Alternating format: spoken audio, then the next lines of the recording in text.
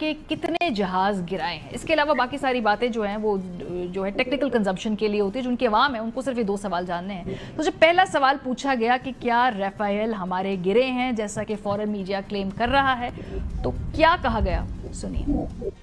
Can you give a number of assets we lost, because there's been a lot of speculation going on, international media writing a lot of things about our platforms, including Rafale. I mean, Pakistan claiming that Rafale has been downed, etc. Can you put that question to rest and clarify on that? I'm happy that you've asked this question. You know, we are in a combat scenario, and losses are a part of combat. Details. What could have been, how many numbers, which platform did we lose? You know, at this time, I would not like to comment on that. دوسرا اہم سوال جو اس وقت پوچھا جا رہا تھا, ہم تھوڑی دیر بعد وہ جواب کو سنوا بھی دیں گے, چونکہ وہ نئی انفارمیشن آئی ہے, ہم وہ ساؤنڈ بائٹ نکالتے ہیں آپ کے لیے. اور وہ سوال یہ تھا کہ آپ نے پاکستان کے کتنے جہاز گرائے.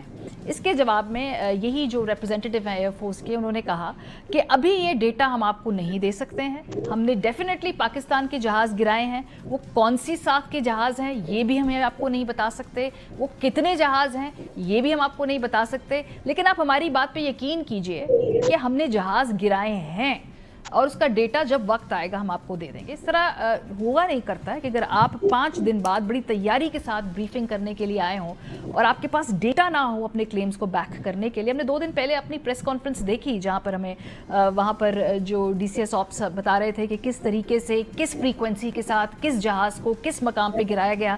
ان کی کاکپٹ کی انفارمیشن بھی سنا دی گئی. تو یہ تو ان مڈل آف وار یہ پریسر ہو رہی تھی. اب تو ختم ہو گئی ہے یہ جنگ, اور اس کے بعد اب تو جو ڈی بریف ہے اس کے پاس تو کلیئر آپ کے پاس کوآرڈینیٹس ہونے چاہیے جی کہ اس مقام پہ یہ جہاز جس کی یہ آئیڈینٹی نمبر, یہ ٹیل نمبر, یہ پائلٹ ہم نے پاکستان کا گرایا. اور اس ساخت کا یہ جہاز تھا. آپ F-16 کہتے ہیں, آپ کو بڑا خواہش ہے F-16 پاکستانی گرانے کا. واز ویری ایزی کہ آپ یہ کلیم کر دیتے. ڈبل چیک تو آپ نے کرنا نہیں ہے یا کسی نے آپ سے پوچھنا نہیں ہے وہاں پہ, لیکن یہ بھی کلیم نہیں کیا گیا, نمبر بھی نہیں بتایا گیا. تو یہ تو اس وقت بھارتی موقف ہے. لیکن دنیا جو ہے وہ تو دور سے بیٹھ کر دیکھ رہی ہے اس سارے معاملے کو. جو فرینچ اخبار ہے, فرانسیسی اخبار کی میں رپورٹنگ یہاں پہ دوبارہ آپ کے سامنے پیش کرنا چاہتی ہوں, کیونکہ یہ اس ڈاگ فائٹ کے اگلے دن منظر عام پر آ گئی تھی. یعنی جو پاکستان سے باہر جو انڈیپینڈنٹ رپورٹنگ کر رہے ہیں انہوں نے اس معاملے کو دیکھا, سمجھا, اسٹڈی کیا, اور ان کی کیا اس کے اوپر ٹیک اوے تھی یہ میں آپ کو فرانسیسی اخبار کا بتاتی ہوں. لیمونڈے ہے, بہت زیادہ اسٹیبلشڈ اور کریڈیبل اخبار ہے. فرانسیسی اخبار کے مطابق پاکستان میں تقریباً 1 درجن مقامات پر بمباری کے باوجود ہندوستان اس آپریشن کے دوران کم از کم 3 لڑاکا طیاروں کے نقصان کو تسلیم کرنے پر مجبور ہوا ہے.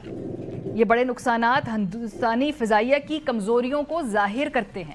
حالانکہ اس نے اپنے بیڑے کو جدید بنانے کے لیے نمایاں سرمایہ کاری کی ہے.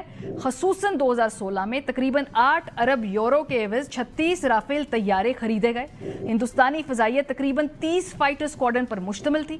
بھارتی فضائیہ نے آپریشن اس وقت شروع کیا جب وہ طویل عرصے سے درپیش بھرتی اور پائلٹوں کی تربیت کے مسائل سے نبرد آزما تھی. دسمبر 2024 میں بھارت